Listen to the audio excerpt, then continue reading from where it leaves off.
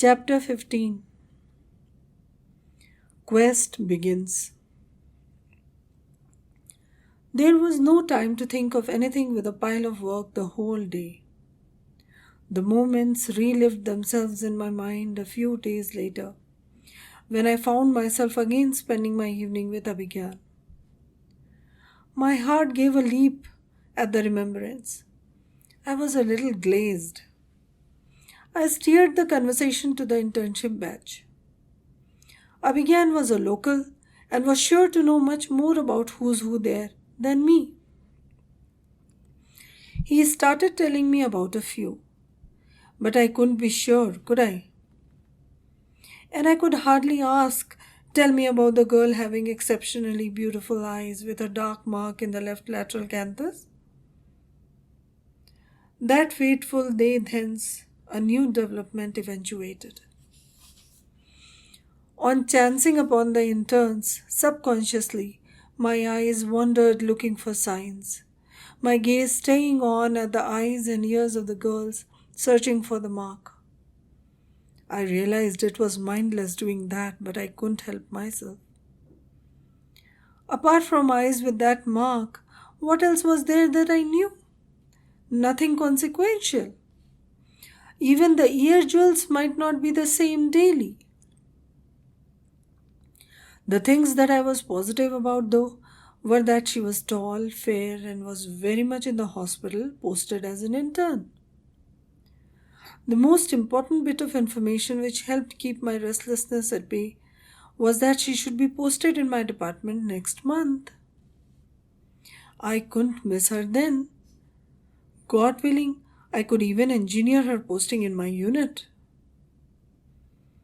It was too much of a lucky coincidence to ask for, at that moment, when I didn't even know her name. I admonished myself for getting my hopes too high. Maybe I should forget about her completely, I tried to convince myself. The thoughts about her were affecting my work, and I was finding it difficult to concentrate. I couldn't risk telling about this to anyone for many reasons. One, I had no friend so close. Second, I couldn't afford to be ridiculed by the whole department. As a respite for me, the JDA, Junior Doctor Association elections were upcoming. Groundwork was in full swing. It had become the topic of broad and current interest and helped diverting my impatient thoughts to a certain extent. But whenever I was alone and not working, I found myself distraught, lost in those eyes again. Why was it taking so long for this 1 month to end? I sadly pondered. There were two contenders for the post of JDA president this year. One from medicine department, Dr. Ritesh Yadav, and the other from orthopedics, Dr. Vivek Acharya. Vivek sir was a very close friend of our senior RSO, Dr. Piyush Singh. There was thus no question about our loyalties or preference. Vivek sir was the ideal candidate otherwise too. He was a gem of a person apart from having extraordinary leadership qualities. I had met him a couple of times and had instantly liked him. There was so much I could learn from him, including the communication skills.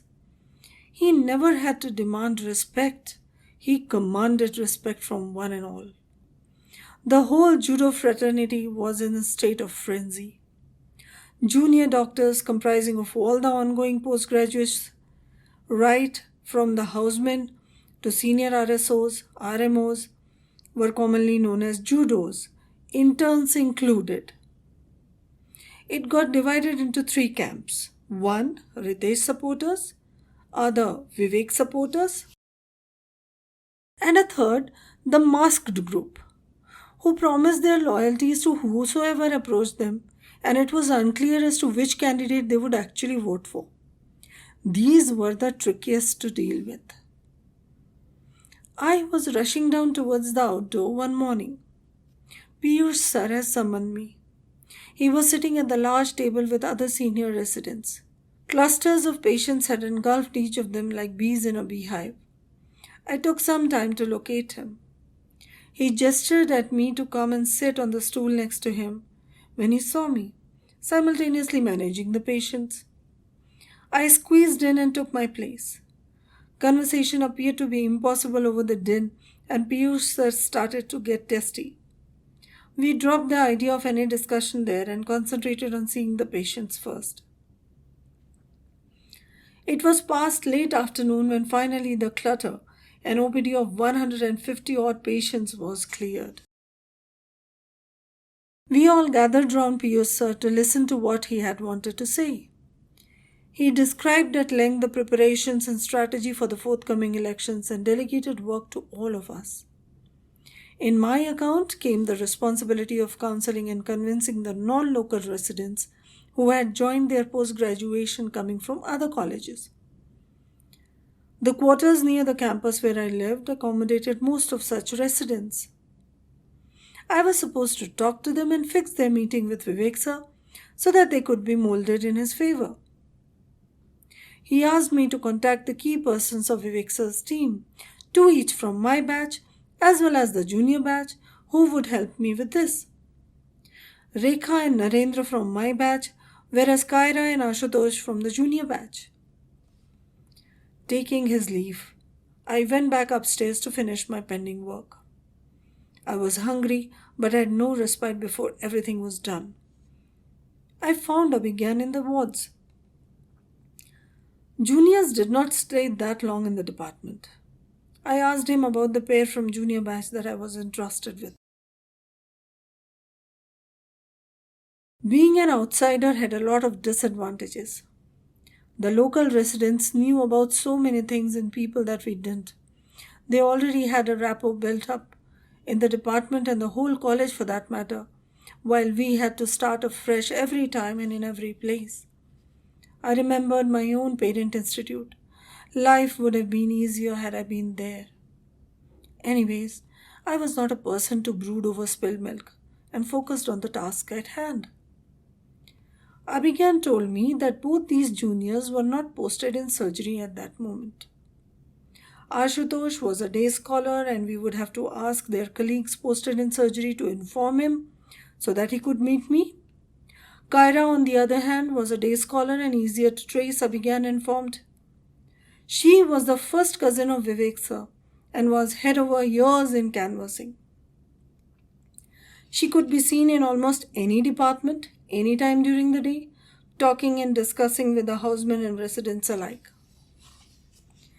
Being the junior most hadn't deterred her from approaching any prospective voter, whichever state of seniority he or she belonged. It was just a matter of time when she would herself come to them asking and convincing for support for her brother. Haven't you noticed, Manav, that I try to look presentable every day these days? Abhigyan asked out of the blue. I realized that was the truth. The usually unkempt Abhigyan had been quite decent in appearance for the past few days. I looked up at him questioningly. He smiled. I want to look my best when she comes to our department. Because it would be a chance encounter, I work on my appearance on daily basis, he added, laughing. Why didn't you tell me before? I asked. I could have helped you make it sooner, I teased.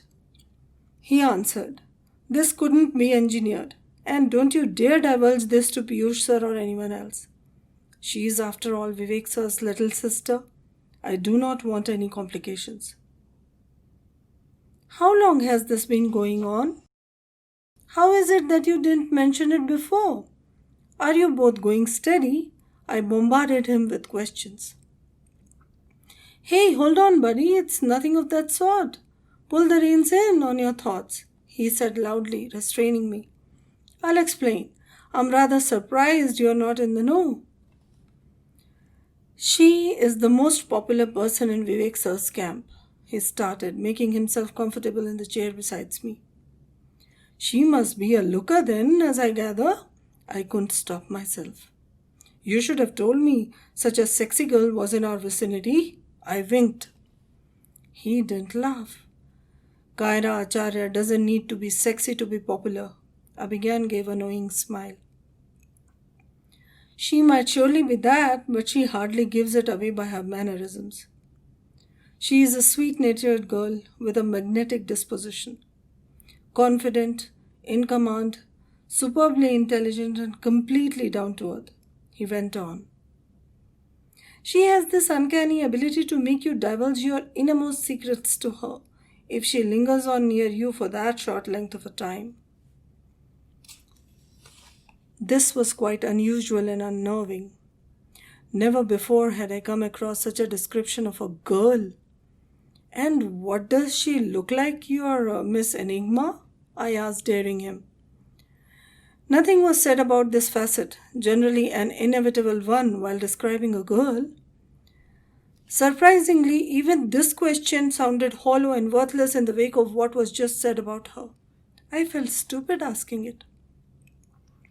But Abhigyan spared me any amount of embarrassment and answered straight away, without pausing his work on the files. Oh, she is very beautiful, no doubt about that, he continued. You know what, Manav? She is strange, in the sense that you crave to be in her presence, but are scared to hell when that actually happens. It's not easy to match her intellectual level, nor her aura, and you tend to stay away protected in your safe cocoon. When she is not addressing you, you want to go on looking at her, but can't keep up for long if there is direct eye contact. I was intrigued, a little irritated even. What was I supposed to put up with? I hoped I didn't have to cross paths with this person more than what was necessary. Period. Abhigyan hadn't stopped.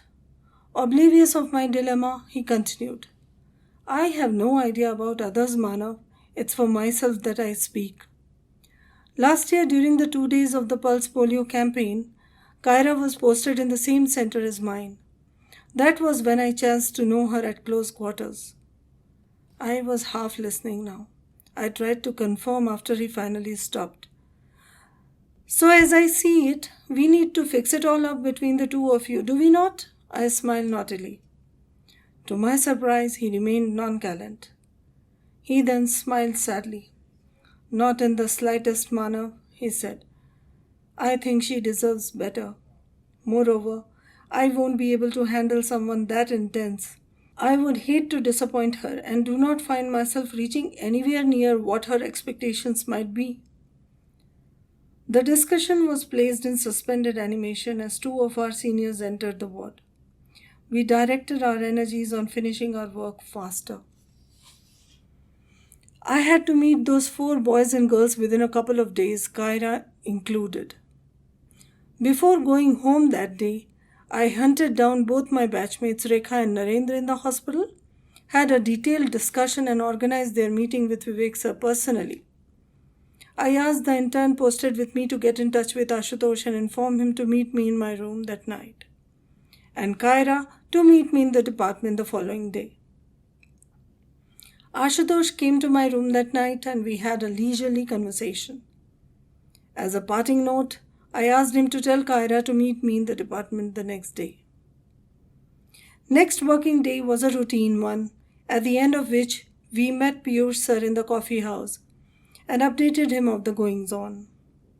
Very little of the day was left as I returned home.